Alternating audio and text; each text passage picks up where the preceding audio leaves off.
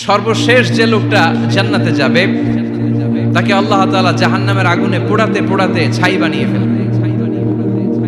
আল্লাহ বলবেন, জিব্রাইল যাও একটু দেখো, একটা মাত্র সেজদা দিয়েছে আমাকে, এরকম কাউরে পাওয়া যায় কিনা, পাটি চালান দিয়ে দেখো পাওয়া যায় কিনা। খুঁজে খুঁজে কাউরে পাবে না। আল্লাহ বললেন আবার দেখো, খুঁজে খুঁজে একজনকে পাবে, সামান্য ইমানের ছিটে ফোঁটা তার অন্তরে ছিল।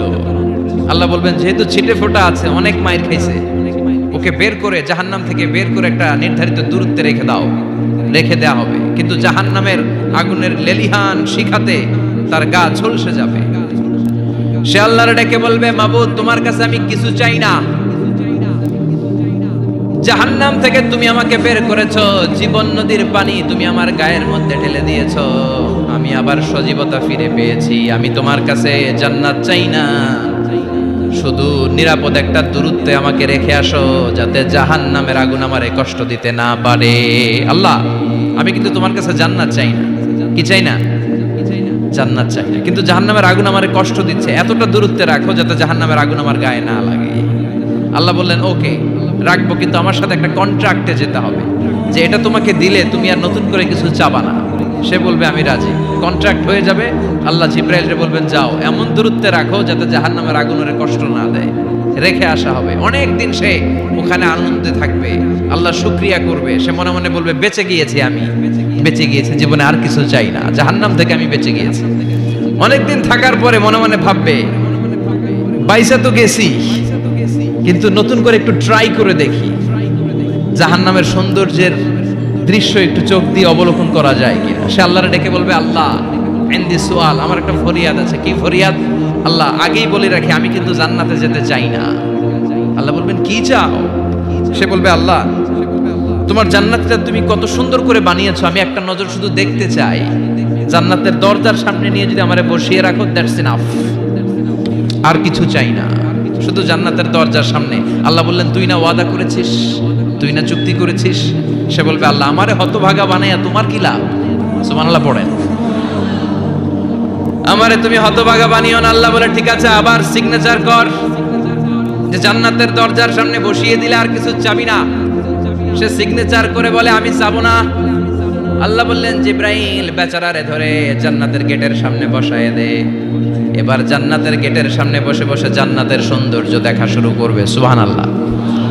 এমন সৌন্দর্য যেটা চোখ দিয়ে কেউ দেখে নাই, কান দিয়ে শোনে নাই, ওই সৌন্দর্য চোখে দেখে, কান দিয়ে আওয়াজ শুনে মাগার ভোগ করতে পারে না। অন্তরে জ্বালা আছে না নাই?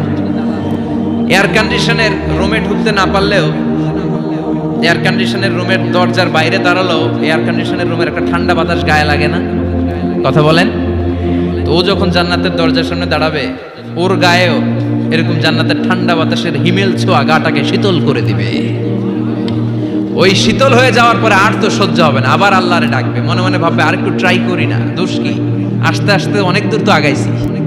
সুবহানাল্লাহ কইবেন না? এবার আল্লাহরে বলবে আল্লাহ ইনদি সুআল, আল্লাহ তুমি যদি কোনো বিষয়ে নতুন করে ডিসিশন নাও, তোমারে জিজ্ঞেস করার মতো কি কেউ আছে? আল্লাহ বলে না, আমি তো সব রাজার বড় রাজা, মহারাজা, আমার উপরে তো কারো কথা চলে না। ওই হতভাগা লোকটা বলবে আল্লাহ